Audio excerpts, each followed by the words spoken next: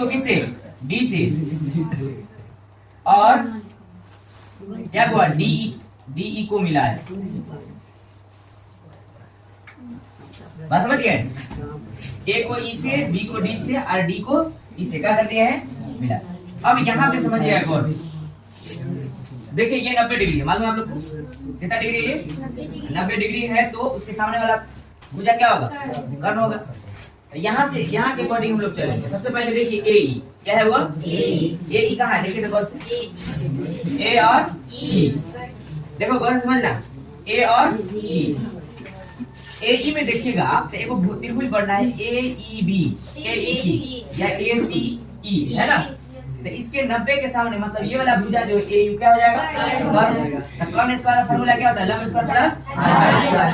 तो हम लोग चलेंगे त्रिभुज ए सी ई में किससे? पाइथागोरस प्रमेय। बोले पाइथागोरस प्रमेय क्या कहता है? कर्ण का वर्ग शेष दो भुजाओं के वर्गों के योग के बराबर। तो कर्ण कौन हो गया? 90 के सामने वाला। बात समझ में आ रहा है कि नहीं? ये त्रिभुज में चल रहा है, देखिए ये दिखाई दे रहा है। इसमें कर्ण के सामने 90 के सामने वाला कर्ण होगा, मतलब ए ई क्या हो जाएगा? लिख दे डायरेक्ट ए ई स्क्वायर। ए ई स्क्वायर वाला लंब स्क्वायर मतलब E C square plus Aadhaar square C A square. समीकरण कोई दिक्कत नहीं है। अब गौर से देखिए दूसरा क्या चाहिए? B D. बी डी कहाँ है? बी और डी। तो इसमें भी देखिए ना 90 के सामने वाला एक भुजा है और फिर एक त्रिभुज बन रहा है। इस त्रिभुज का नाम है बी सी डी। चलेंगे त्रिभुज बी सी डी में किससे? Pythagoras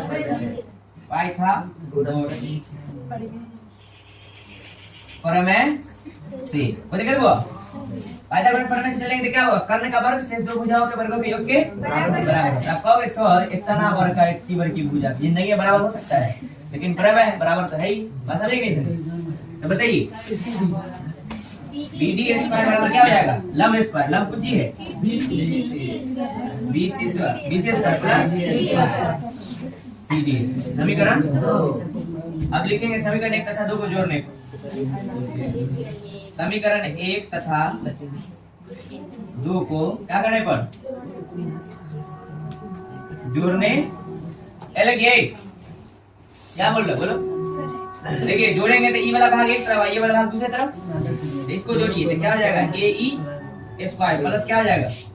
B D square. ये वाला भाग दूसरी तरफ फिर जुड़ेगा, मतलब E C square plus C A square. अब प्लस क्या हो जाएगा? B C square plus C D square. होगा ना? देखिए एक होता आ गया भाग, देखो गौर से आगे एगो। अब दूसरा लाना है ये वाला भाग। तो देखिए ए ई स्क्वायर जल्दी तो स्पीड तो नहीं ना हो रहा है? नहीं सर। सबको समझ में आ रहा है ना?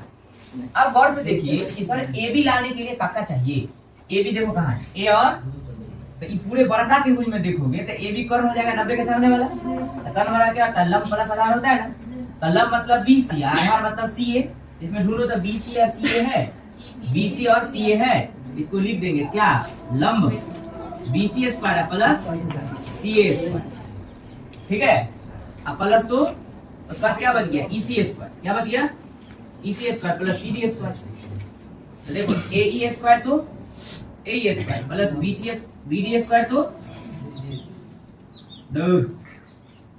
बी डी स्क्वायर बराबर। देखिए B C plus C A, B C plus C A. अरे कर्ण स्क्वायर में क्या था फॉर्मूला? लंब स्क्वायर प्लस आधार स्क्वायर होता है ना। तो लंब आधार दे दिया था, इसको लिख सकते हैं ए बी। लिख सकते हैं कि नहीं? लिख सकते हैं। प्लस देखो ई सी और सी डी, ई सी और सी डी। तो ये 90 कर्ण के सामने वाला 90 के सामने वाला कर्ण। तो ई लंब कर्ण हो गया, तो ई लंब आधार हो गया ना।